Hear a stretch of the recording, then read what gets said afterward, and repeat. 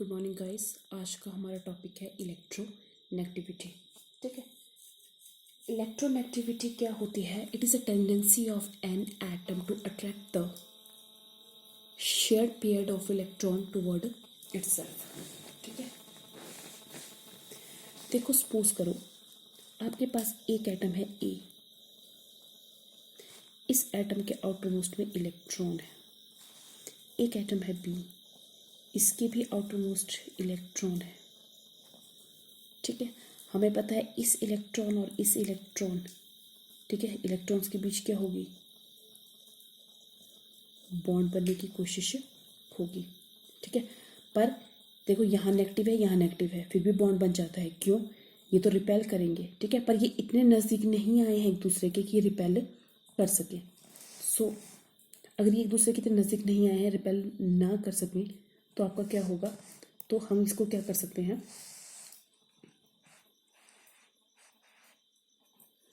ठीक है, तो इसके बीच में ये बॉन्ड बन गया।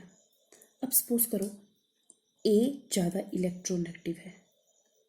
इलेक्ट्रोनेगेटिव मतलब मोर स्ट्रॉन्ग है, शक्तिशाली है। और ये मोर स्ट्रॉन्ग कब होगा? जब इसके पास न्यूक्लियर चार्ज ज़्यादा होगा, चार्ज ज़्यादा है। ठीक है, बी लेस स्ट्रॉन्ग है, मतलब लेस न्यूक्लियर चार्ज है। और आपको पता है न्यूक्लियर चार्ज ज़्यादा हो तो वो क्या करेगा? आउटर मोस्ट इलेक्ट्रॉन को अपनी, अच्छा वो क्या करेगा? ठीक है, वो आउटर मोस्ट इलेक्ट्रॉन को अपनी तरफ खींचता था, पर ये यहाँ पे आउटर मोस्ट इलेक्ट्रॉन को अपनी तरफ नहीं खींचेगा। क्या करेगा?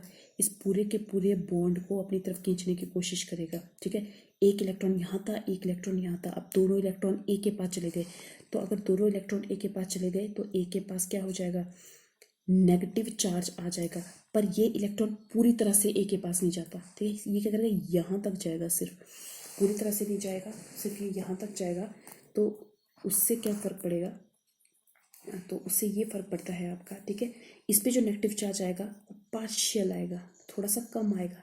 ठीक है, इस पे पार्शियल नेगेटिव चार्ज और बी पे हम क्या बोलेंगे? पार्शियल पॉजिटिव चार्ज, क्योंकि बी का इलेक्ट्रॉन यहाँ जा रहा है। ठीक है, इसी को ही हम क्या बोलते हैं? इलेक्ट्रोनेगेटिविटी बोलते हैं। ठीक है, हमारे पूरे पेरियोडिक टेबल में सबसे ज़्यादा इलेक्ट्रोनेगेटिव एलिमेंट है फ्लोरीन, क्योंकि फ्लोरीन का साइज छोटा है और इफेक्टिव न्यूक्लियर चार्ज ज़्यादा है। फ्लोरीन के बाद आता है आपके पास नाइट्रोजन, ऑक्सीजन। ठीक है, सॉरी, फ्लोरीन, ऑक्सीजन, नाइट्रोजन, इसको फॉन, FON से भी जानते हैं। याद रखने के लिए सबसे इलेक्ट्रोनेगेटिव एलिमेंट है फ्लोरीन, फिर ऑक्सीजन, फिर नाइट्रोजन। मतलब कि अगर फ्लोरीन का किसी के साथ भी बॉन्ड होगा, ऑक्सीजन का किसी के साथ भी बॉन्ड होगा, नाइट्रोजन का किसी के साथ भी बॉन्ड होगा। ठीक है, और अगर मैं आपको 3 ऑप्शन दूं और मैं बोलूं यहाँ पे H पॉजिटिव, यहाँ पे H, कौन सा H पहले निकलेगा? क्योंकि फ्लोरीन तो क्या करेगा? बॉन्ड के दोनों इलेक्ट्रॉन अपनी तरफ खींच लेगा। ठीक है, तो H को तो बाहर निकलना पड़ेगा। ठीक है, और यहाँ पे ऑक्सीजन दोनों इलेक्ट्रॉन खींच लेगा, H को बाहर निकलना पड़ेगा। नाइट्रोजन दोनों इलेक्ट्रॉन खींच लेगा, H को बाहर निकलना पड़ेगा। तो दोनों ही कंडीशंस में, ठीक है, तीनों ही कंडीशंस में सबसे पहले ये काम कौन कर देगा? फ्लोरीन। फ्लोरीन ये 2 सेकंड में कर देगा, ये 5 सेकंड लगाएगा और ये हो सकता है 7 सेकंड लगाए। तो फ्लोरीन की अपनी तरफ इलेक्ट्रॉन को अपनी तरफ खींचने की पावर बहुत ज़्यादा होती है। ठीक है, अब अगर हम ट्रेंड देखें तो ट्रेंड में मैं आपको एक चीज़ बताऊंगी कि ट्रेंड में क्या होता है हमारे पास ग्रुप में। ठीक है, जो इलेक्ट्रोनेगेटिविटी है वो नीचे की तरफ जाके डिक्रीज करती है और पीरियड में इलेक्ट्रोनेगेटिविटी इंक्रीज करती है। ग्रुप में इलेक्ट्रोनेगेटिविटी क्यों डिक्रीज करती है? ठीक है, क्योंकि देखो बात वही आ गई कि नीचे की तरफ आप जाओगे, ठीक है, साइज इंक्रीज करेगा। ठीक है, जब आप नीचे की तरफ जाओगे साइज इंक्रीज करेगा, और अगर साइज इंक्रीज करेगा तो, ठीक है, अगर साइज इंक्रीज करेगा तो न्यूक्लियस का आउटर इलेक्ट्रॉन को खींचने की कैपेसिटी कम हो जाएगी। पर जब आप पीरियड में इस तरफ जाते हो तो यहाँ साइज घट जाता है। साइज घटने की वजह से फ्लोरीन इलेक्ट्रॉन को अपनी तरफ आसानी से अट्रैक्ट कर देगा। ठीक है, तो इलेक्ट्रोनेगेटिविटी आपकी क्या करती है? इसमें इंक्रीज कर जाती है। उसके बाद आपके पास नेक्स्ट आता है फ्रेंड्स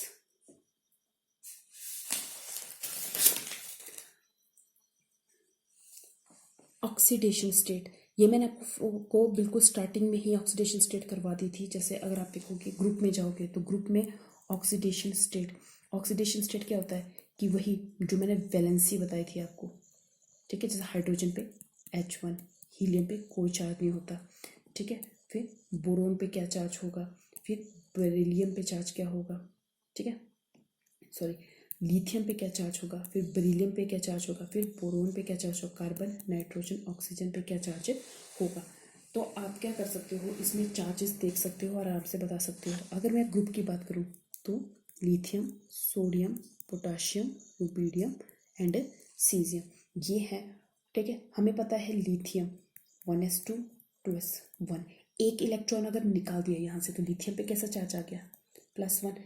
और मैंने क्या बताया था, इसकी जो प्रॉपर्टी होगी बाकी सबकी सेम प्रॉपर्टी होगी। इस पर पॉजिटिव आया तो यहाँ पे Na positive, K positive, Rp positive, कितना पॉजिटिव, एक पॉजिटिव है ये। सीजियम पे भी पॉजिटिव। तो देखो ग्रुप में ऑक्सीडेशन नंबर क्या रह रहे हैं, कांस्टेंट, कोई चेंज नहीं आ रहा है। तो मैंने क्या बोला, ग्रुप में आपके पास ऑक्सीडेशन स्टेट कांस्टेंट रहेगी, ठीक है। और अगर आप पीरियड में देखो तो पीरियड में लास्ट में फ्लोरीन, फिर उसके पहले ऑक्सीजन, फिर नाइट्रोजन, कार्बन, ठीक है, एंड के प्रोडक्ट बना रही हूँ तो इसका होती है -1, -2, -3 और +-4 होती है। और देखो यहाँ पे, ठीक है। और स्टार्टिंग में अगर आप लिथियम से देखो तो लिथियम, बेरिलियम, बोरोन, ये आता है। लिथियम की +1, +2, +3 ऐसी आती थी ना। तो देखो हम क्या बोलेंगे, ऑक्सीडेशन स्टेट, ये पीरियड की बात कर रहे हैं। पीरियड में क्या कर रहा है, पहले बढ़ रहा है फिर घट रहा है। तो ये है आपके पास trend of oxidation. Okay, thank you.